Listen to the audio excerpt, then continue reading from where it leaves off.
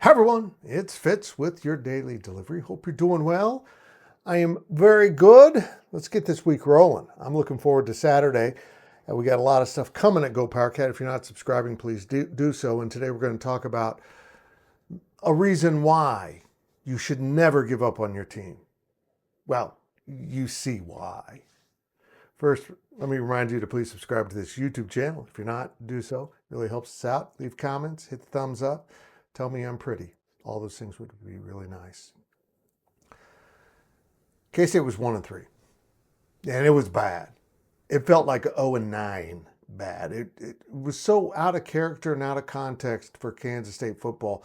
Not the record. The record was, sure, but I mean, just the way the team was playing was a foreign concept. It's like they weren't even invested in the game. How do you go from that to what we're now seeing? K-State had an off week in there that helped them kind of hit the reset. That was the word that Chris Klieman kept using, hit the reset. I can't wait to get to the offseason when I ask him what all went into that reset. Because you see a team that is playing harder, is more engaged, coaching staff that seems to be pushing the right buttons, and all of a sudden things that were problems are emerging as strengths. For example, during the Monday night taping of The Insider, someone complimented about Brian LePack and the job he's doing with the K-State offensive line, how everyone was all over him earlier in the year. And now the offensive line's playing pretty well. And they've found some young players that are developing that they can count on in the future. They feel really good about it. Now all that depth that seemed uncertain now is kind of paying off. That's a great point. It really is. But you look around now, Brian Anderson lost, for the most part, Dylan Edwards, and has gotten Joe Jackson to play at a level that he wasn't even close to at the start of the season.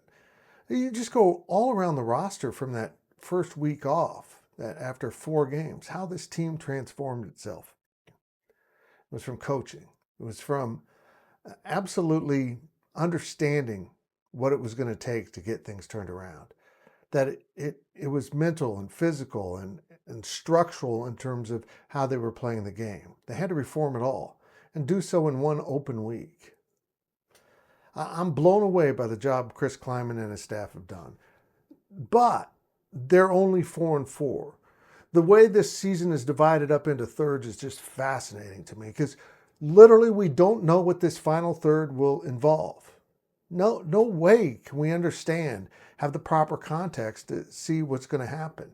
And part of the reason why is that next third of the season, the final third of the season, 4 games, starts with Texas Tech, maybe the most talented team in the conference. They already have a loss, which is a little surprising to me, but this is the high end of the talent spectrum in the Big 12. At least I believe so.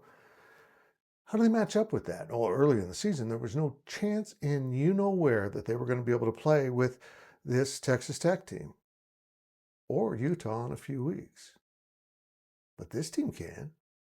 And it's just absolutely incredible that in the course of a season, in the heart of it, and it wasn't just all of a sudden they got fortunate and started winning games.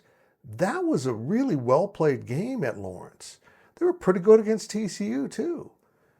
If they keep doing that, they're going to win games. They're certainly going to be bowl eligible, but they are on the outside of the Big 12 race to get into the championship game. Any 2-loss team in the conference, and they can't lose anymore, which is the longest shot, but any 2-loss team needs a little help. But K-State's help might be in tiebreakers if they get into a tiebreaker situation.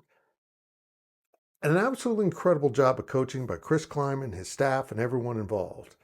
But again, I don't want to pat him too hard on the back. You got another third of football. You had a crappy third, a pretty good third. What you got now? That was me trying to sound tough. It didn't work.